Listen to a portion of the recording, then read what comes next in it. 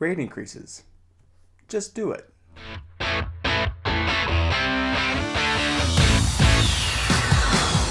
I'm Jim Ross. He's Matt VanHorn. And this is 3 Mile Domination, where we talk about anything and everything regarding the world of self-storage.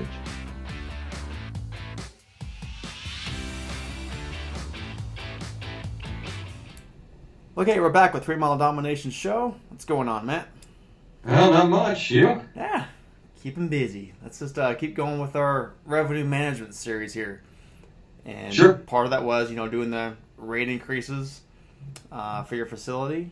And I think one thing I want to address here is we've had a lot of experience with owners, operators when we've come in and told them, well, it's time to do a rate increase. And it almost seems like it's like a knee-jerk reaction of, ooh, are you sure about that? I don't want people moving out on me.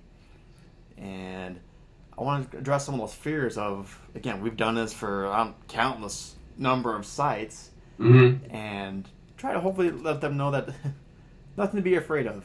Just jump in and just do it. Right. We've had, again, all these different sites that we can go back from experience and see exactly what the reaction has been. And not to say people don't care, because again, they care. There's still money coming out of their pocket, but for the most part, there's not much pushback when it comes to sending out rate increase letters and notifications. No.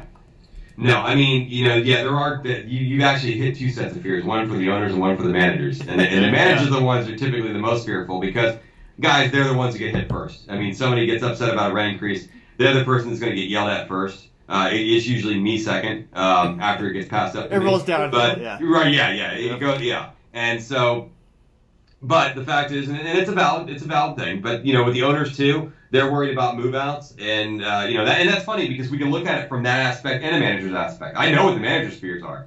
I know when I get when one of my managers emails me something like, you need to call this person, this is what's going on, I'm like, okay. Yeah. So we're going to have this conversation again. And typically the customers treat me much better than they do the managers. They're actually more aggressive with the managers and less aggressive with someone like myself, which is kind of funny. The person who, they always think the person that can help them, they go ahead and they do that. But, in terms of like what you said with the owners, yeah, you're absolutely right. Some owners would get scared about it. And we mentioned this in the last discussion that, I've gone into properties and done it for 400 people and, had a problem with 5. And then you can work on those 5. But there was never a mass move out unless you do something really stupid.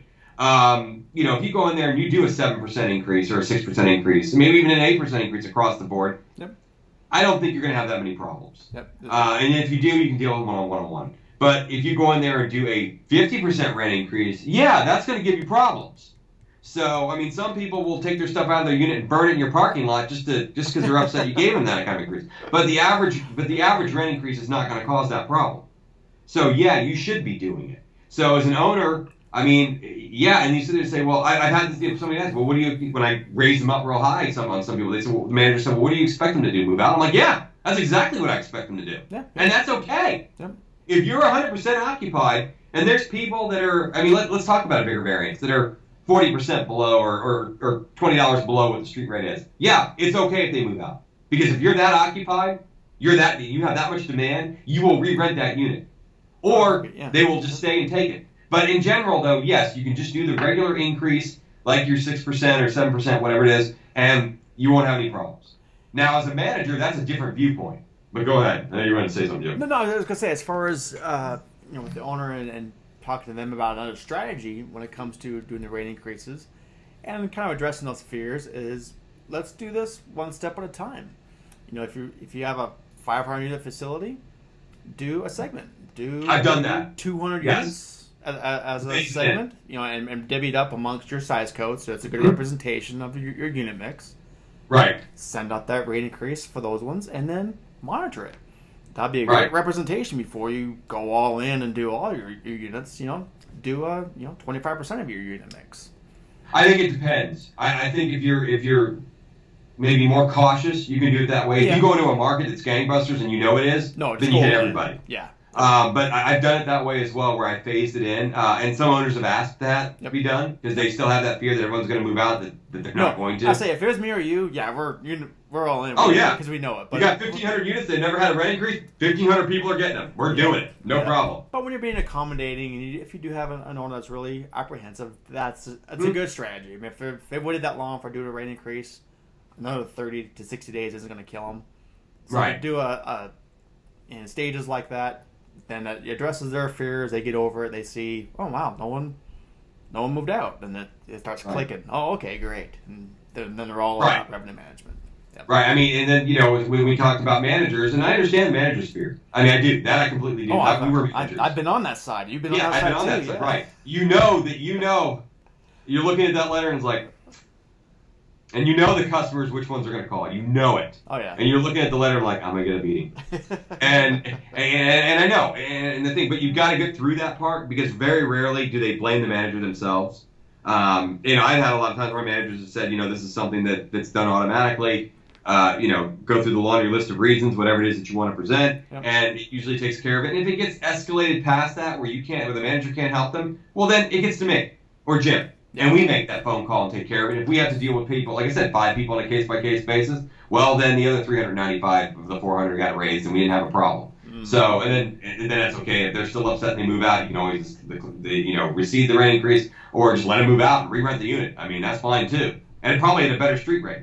Again, don't worry about the blame part of it. And then the other thing about I hear often is the customers will talk. It's like there's a secret membership, like a Masonic meeting of the XYZ Self-Storage Club somewhere.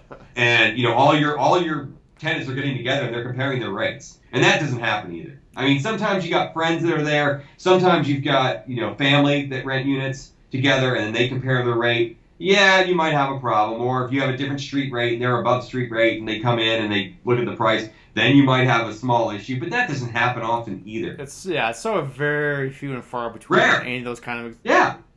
I could probably count on one hand of all the different. Yeah, it's small percentage points. Yeah. Very small, and not even in double digits. It's not even in the upper single digits. And and then the other thing about it too, and this is managers. This is for you. If any of you are managers and you're listening to this, get over the fairness thing. Okay. Get over the fairness thing. Yep. Not everybody's going to pay the same rate. Okay? You got to get comfortable with that. I can tell you that if you can't get comfortable with that with me, you won't work with me.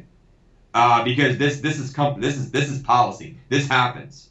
And if you're optimizing the asset, which is what our job is, and I'm not saying be mean about it. I'm saying optimize it like you should. The fairness thing has got to go. I've had this problem with managers before where it's like, oh, well, this person, is 115 and you're raising this person 120. That's not fair. Or person moving in, I don't want to get into discounts on this one, but a person moving in, everybody's got to get the first month free. No, that's a last resort just to get someone. Yep. If you can get the person in there, if one person rented this morning and you couldn't get them to rent the unit without giving them a 1 month free discount or whatever it is, and then the next person that comes in off the street is willing to pay $10 above your street rate with no discount, you take that too. Yep. It's not about fairness, it's about optimizing the income. Don't worry about what your internal morality, gauge says. Let the market determine what's fair or not. If the customer doesn't think it's fair or doesn't like the increase, let them come to you. You don't have to make that decision for them before it ever gets to them. I mean, that I'll be honest with you, that one's a pet peeve for me. And I understand it, but it is because that can really throw a wrench in your revenue management. Oh, it undermines so much what we're trying to build. Yep. And right. We can go into that detail. Yeah, we will. Much more. But it completely undermines it, and you can imagine what's being said on the phone when someone calls. I tried to make sure they didn't do it, they didn't listen. They're and all they want is money and all this other stuff. And when you look at the P&L, which a lot of managers don't. Your profit and loss, and you're looking at what the expenses are and how they're climbing versus what your revenue, which at this point would not be, you just can't have it. Not in today's age. Exactly. That's a perfect way to end it here. Again, sure. I think the good synopsis is, take it from Nike, is that, just do it. Yeah, just do it. The rate increases. And if you're... You can always rescind it.